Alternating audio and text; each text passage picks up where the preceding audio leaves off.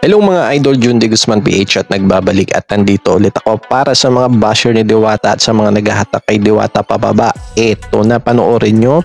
At si Mayora nga daw ay nagbigay ng tulong at meron pang nagbigay ng cake at nagdami pang nagpapapicture sa kanya. Kaya panoorin na natin ito, huwag na natin patagalin. Tara na!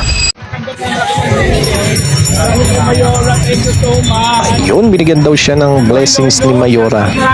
Ayun, may pera nga, tsaka may cake pa. Galing kay Mayora, thank you so much. Napakaswerte ko ngayong araw na to kasi kanina ayun, may pag-gold deluxe. Sa akin ng tulong, hindi lang ko ng cash. Maraming salamat. At siyempre, hindi pa may gold deluxe sila nagbigay. Thank you so much sa mga picture na akin. Appreciated ko lahat. Ayun, may pa-picture ulit, oh. Grabe, kamusta na kaya si Diwata sa araw-araw niya?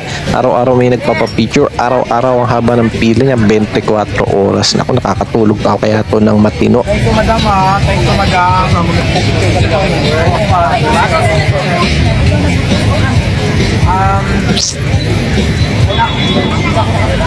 Pero wala ka akong vlogger. Ano to tawag na sa vlogger?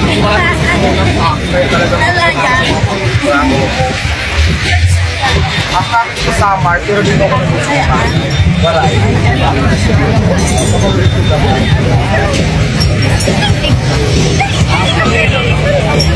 Ay na mga idol, na panood natin kung ano nga ang nangyari dito ngayon. Sabi nga, Diwata binigyan ng tulong ni Mayora, kaya nga natanggap na ni Diwata. Meron pa siyang cake at may mga tao pang nagpapapicture sa kanya, may mga taong tumutulong sa kanya. Ayun na nga, para sa mga basher na walang sawang nambabas sa kanya, walang sawang humahatak pababa. Eto na si Diwata, malayo na ang narating niya.